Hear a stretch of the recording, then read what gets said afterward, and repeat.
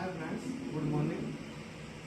અત્યારે આપણે 10મા ધોરણનું ચેપ્ટર 3 વિચલ સૂરજ સમીકરણ યુગ્મ વિશે થોડી માહિતી મેળવવાની છે. તેમાં તમે જોશો કે કુલ 3 રીત છે જે મેઇન.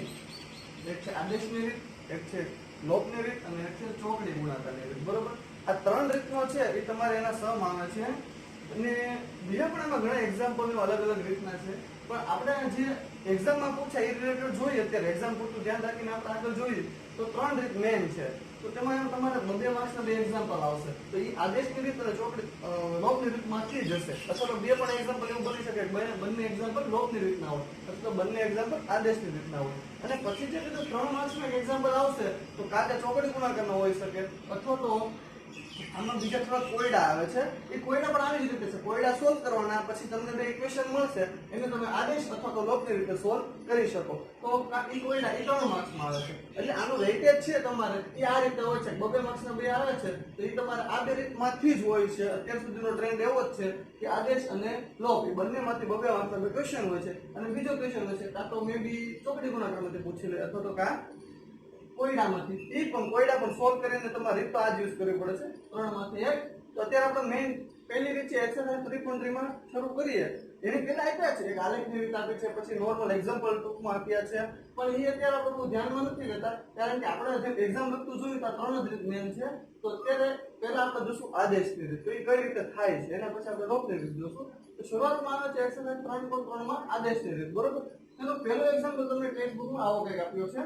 x + y = 14 અને x - y = 4. તો હું એક કામ કરું, આપણને બે સમીકરણ આપે છે તો આને નામ આપી દો. આને સમીકરણ 1 કહી દઉં, આને સમીકરણ 2 કહી દો. બરોબર, તો આપણું પહેલું સમીકરણ શું થશે? x + y = 14 અને બીજું થશે x - y = 4. બરોબર, તો હવે શું કરવાનું? તો આદેશની રીતમાં કઈ રીતે કરવાનું? તો તમને બે ચલ આપ્યા છે x અને y. જો તો બંનેમાં સમીકરણ 1 અને સમીકરણ 2 માં તો તમારે કોઈ પણ એક સમીકરણ લેવાનું. એવું નક્કી નથી કે સમીકરણ 1 જ લો અથવા હું સમીકરણ 2 જ લઉં. તમે કોઈ પણ સમીકરણનો યુઝ કરી શકો. જેમ કે આપણે પહેલા સમીકરણ 1 નો યુઝ કરીએ તો શું કરવાનું? કોઈ પણ એક ચલને કરતા બનાવી નાખવાના. કારણ તમે x ને કરી શકો અથવા તો y ને કરી શકો. મેં બી હું એવું કહું કે આપણે y ને કરતા બનાવીએ તો જો y ને કરતા બનાવશું તો શું થશે? બરાબર ને આ બધું 14 છે. બરોબર, તો y ને હું કરતા બનાવું તો x ક્યાં જશે મારું? આપણે ખ્યાલ છે આપણે આ પ્લસમાં છે. બરોબર, બરાબર ને આપણે જોશે એટલે x કેવો થશે મારો? -x થશે અને આ થશે x 14 - x. જો તો મને y શું મળ્યું? y = 14 - x. આ મને y ની વેલ્યુ મળી. તમે એવું પણ કરી શકો x ને કરતા બનાવો તો શું થાય? x ને કરતા આપણે બનાવીએ તો y આગળ જાવ તો 14 - y આવે. હવે આપણે પહેલા સમીકરણનો યુઝ જે કર્યો હોય એની જે કિંમત મળે એ તમારે ઈઝીલી બીજા સમીકરણમાં મૂકી દેવાની. આપણે જોઈએ છીએ કે આપણે અહીંયા x + y = 14 હતા. એમાં પેલું y ને કરતા બનાવી આપણે સ્ટાર્ટિંગમાં તો શું મળ્યું? 14 - x.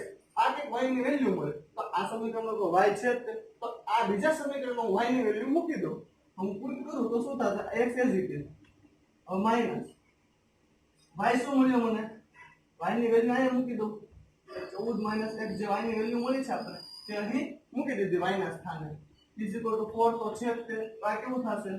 x as it is. આ માઈનસ અંદર ગુણ હશે એટલે -14. પછી આ પણ માઈનસ અને આ પણ માઈનસ એટલે માઈનસ પ્લસ x બરાબર 4. જો તો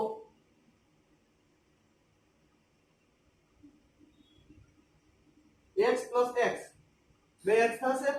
આ -14 છે. આ x + આ x એટલે 2x - 14 = 4. તો આપણે x જોતો છે તો 14 ને આપણે શું કરશું? ઓલી બાજુ લઈ જશું એટલે કેવું થશે? 2x બરાબર આ 4 તો છે જ તે. આ 14 છે એ માઈનસ છે. આ બાજુ આવશે તો +14. તો કેવું થશે? 2x બરાબર 14 ને 4 18. તો આપણને x શું મળશે?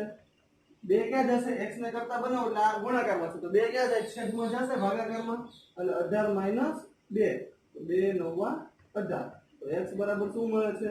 9. તો આ આપણને x મળી ગયું. હવે શું કરવાનું છે?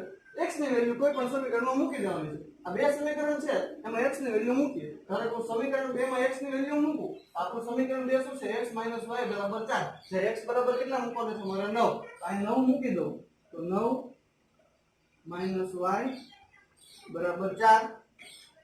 y એઝ ઇટ ઇઝ 9 છે આ બાજુ લાવો એટલે પ્લસ છે માઈનસ થશે એટલે કેવું થશે 4 9 તો 4 9 એટલે -5 તો જો તો -y બરાબર -5 તો માઈનસ માઈનસ આ માઈનસ માઈનસ પ્લસ થઈ જશે એટલે y બરાબર શું આવશે 5 તો આપણે x ની વેલ્યુ કેટલી મળશે 9 જ્યારે y ની વેલ્યુ કેટલી મળશે 5 હવે તમે એમ પણ જોઈ શકો કે હું કોઈ પણ સમીકરણ છે ધારો કે આપણે આ સમીકરણ કોઈ રીતે જોવું હોય તો x કેટલા છે 9 અને 9 મૂકી દો y કેટલા છે 5 અને 5 મૂકી દો 9 - 5 બરાબર 4 આવી જાય છે એટલે આપણે સાચા છીએ તો સોલ્વ કઈ રીતે કરવાનું તો બે સમીકરણમાંથી કોઈ પણ એક સમીકરણનો એક ચલ કરતા બનાવવાનો જેમ કે આપણે અહીંયા y બનાવ્યો હતો એ y ની કિંમત બીજા સમીકરણમાં મૂકી દેવાનું એટલે તમને x મળે પછી x ની વેલ્યુ એક સમીકરણમાં મૂકી દો એટલે તમને y મળે સાવ ઈઝીમાં ઈઝી છે આપણે બીજો જોઈએ એટલે તમને વધારે ખ્યાલ આવશે હવે આપણે અહીં xy આપેલા ચલ કોઈ પણ આપે a b c t q r છે jkl mn કોઈ પણ abcd ના કોઈ પણ ચલ આપી શકે આપણે s ને t આપીએ છે બરાબર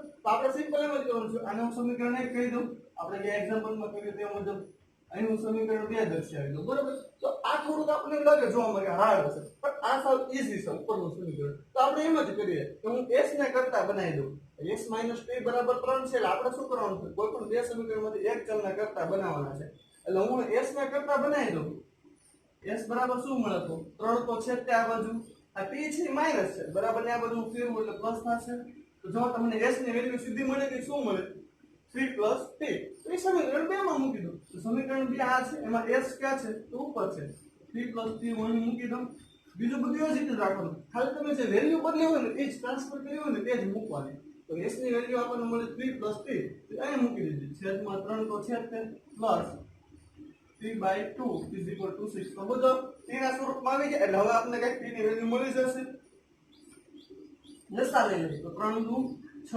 વત્તા આ અહીંયા આવશે થશે ને વત્તા 2t પ્લસ છે એટલે પ્લસ 3t = આ બેનો લસા કેટલો થાય 3 દુ 6 અને અહીંયા કેટલા છે 6 આ બે અહીંયા આવશે આ 6 ના 6 એટલે 60 થાય 36 તો આ મળ્યું આપણને તો જો આપણે જોઈ શકીએ છીએ 3t + 2t એટલે 5t બરાબર 36 આ 6 છે આ બાજુ છે હું કઈ બાજુ આ બાજુ લઈ લો કેમ કે મારે 36 સાથે 7 આવી જાય એટલે બાદબાકી થઈ જશે તો 5t બરાબર કેટલું મળશે 36 - 6 એટલે 30 તો t બરાબર શું થશે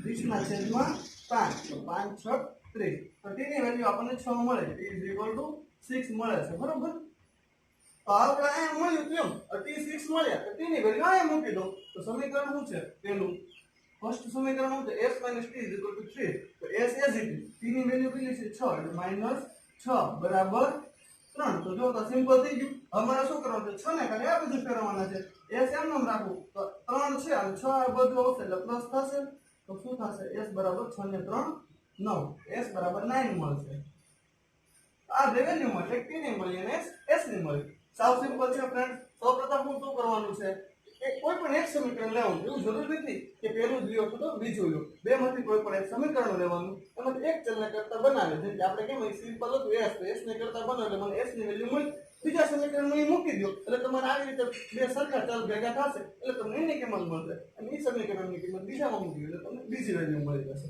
તો આ સિમ્પલ છે સાવ આ રીતે આ બે દાખલા આ રીતે સોલ્વ થાય છે હવે એક્ઝામ્પલ 3 છે એના જેવો જ છે એના પછી એક્ઝામ્પલ 4 એ પોઈન્ટમાં આપ્યો છે તો પોઈન્ટ વાળો આપણે લઈ છે તો આદેશની રીતે જ મુજબ સોલ્વ કરવાનો પણ એવું કંઈક છે 0.2x + 0.3y = 1.3 અને પછી છે 0.4x બીજું સમીકરણ એવું કંઈક છે 0.4x + 0.5y = 2.3 આપણે સમીકરણ 1 કહી દઉં અને સમીકરણ 2 કહી દઉં બરોબર તો આપણે શું કરશું હવે આપણે ખ્યાલ છે અગાઉના બે એક્ઝામ્પલ જોયા હતા મુજબ બે સમીકરણમાંથી કોઈ એક સમીકરણને કરતા બનાવવાનું થશે બરોબર એટલે આપણે x બહુપદ કરતા બનાવીએ તો x બહુપદને કરતા બનાવો તો શું વધશે 0.2x મારું થાય તો આ બાજુ શું આવશે 1.3 તો એજ ઇટ છે તે આ 0.3 આ બાજુ આવશે એટલે માઈનસ થશે એટલે 0.3y તો જો તો આપણે x ને કરતા બનાવવાનો છે તો 0.2 ક્યાં જશે 1.3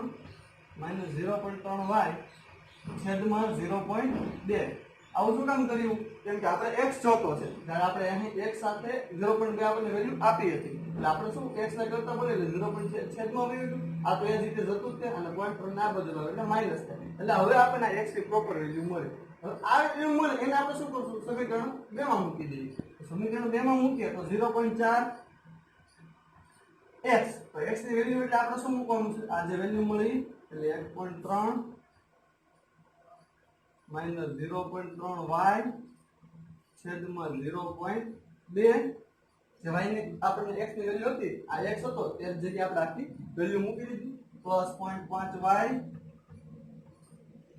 is equal to 2.3 એવું છે ને આપણું બીજું સમીકરણ એવું કંઈક છે 0.4x plus 0.5y is equal to 2.3 પણ x ની જગ્યાએ આપણને જે વેલ્યુ મળી એ આપણે પુટ કરી દીધી તો આપણે સિમ્પલ જોઈએ છે કે આ 0.2 અને 0.4 છે તો હું 2 * 4 થાય છે પોઈન્ટ કાપી નાખું એટલે 2 મળી ગયા હવે જોવો તો તમે સિમ્પલ થઈ જશે 1.3 ગુણ્યા 2 આ 2 છે એ બધા સાથે ગુણશે કાઉન્સમાં એટલે આ કેવું થશે 2.6 થશે બરાબર ને 2 એકા 2 પછી પોઈન્ટ 2 તેરી 6 અથવા તમે એમ કરી શકો 13 * 26 પણ પોઈન્ટ છે એટલે 2.6 આ માઈનસ છે એટલે માઈનસ 0.3 ગુણ્યા 2 એટલે એ થશે 0.6 બરોબર y છે એટલે y પ્લસ 0.5y બરાબર 2.3 જો તો આવી રીતે મળ્યું આનો ગુણાકાર આપણે કરીએ પ્લસ 0.5 બરાબર 2.3 હવે શું કરીએ 0.6 0.5 તો કેવું વધશે 0.6 માંથી 0.5 જશે એટલે 1 વધશે 6 માંથી 5 જાય એટલે આપણને યાદ છે 1 વધે બરોબર પણ આ માઈનસ છે એટલે માઈનસ y મોટો પદ માઈનસ સાથે છે ને એટલે માઈનસ y અને આ કેવું થશે 2.3 તો છે તે આ 2.6 મારું આ બાજુ આવશે તો કેટલું વધશે માઈનસ પોઈન્ટ y 0.6 એમાંથી 0.5 વધશે એટલે 0.1 વધશે એ રીતે વધશે ને એટલે આ માઈનસ છે આ પ્લસ માઈનસ માઈનસ થશે પણ મોટું પદ માઈનસ નું છે એટલે આપણે માઈનસ આગળ રાખશું એટલે 0.y બરાબર 2.3 માઈનસ 2.6 0.y માઈનસ 2.3 માઈનસ 2.6 એટલે કેટલા આવશે 0.3 બરાબર ને તમે સિમ્પલ કરી શકો છો તમારે 2.6 માંથી 2.3 કાઢવા હોય તો પોઈન્ટ નીચે પોઈન્ટ ની બાદબાકી તમે કરી શકો 6 માંથી 3 જાય તો 3 વધે 2 માંથી 2 જાય તો 0 વધે આપણે આ સિમ્પલ બાદબાકી તો અહીંયા શું છે કે 2.6 મોટા છે એટલે આપણે મોટામાંથી નાનું બાદ કરીએ જ્યારે નાનામાંથી મોટું છે માઈનસ નિશાની આગળ છે માઈનસ રાખો તો જો તો minus minus plus point cancel થઈ જશે એટલે y બરાબર સિમ્પલ મળી જશે 3 તો y બરાબર 3 મળ્યું તો y બરાબર 3 ની વેલ્યુ કોઈ પણ એક સમીકરણ મૂકી દઈએ તો માનો કે y બરાબર 3 ની વેલ્યુ આ સમીકરણ મૂકીએ બીજા સમીકરણમાં તો શું થશે તો 0.4x તો છે તે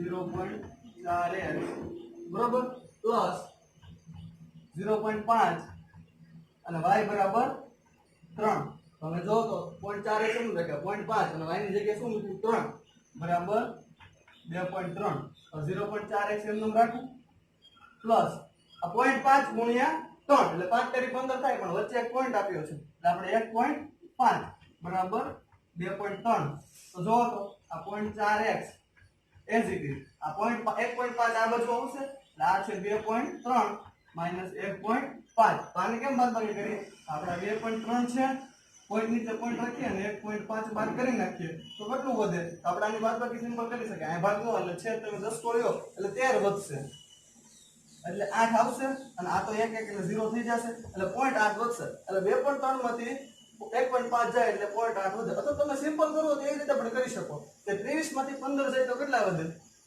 23 માંથી 15 જાય તો 8 વધે તો આપણે પાસે એક પોઈન્ટ આપ્યો છે એટલે આપણે એક પોઈન્ટ દૂર કરશું એટલે 0.4x બરાબર 0.8 તો x બરાબર શું થશે 0.8 અને આ 0.4 ક્યાં જશે છેદમાં જશે જો 0 પોઈન્ટ કેન્સલ થઈ જશે ને 4 * 8 થઈ જશે એટલે x બરાબર શું થશે 2 તો y બરાબર 3 અને x બરાબર 2 આ આપણને વેલ્યુ મળે છે જે પૂરો થઈ જાય છે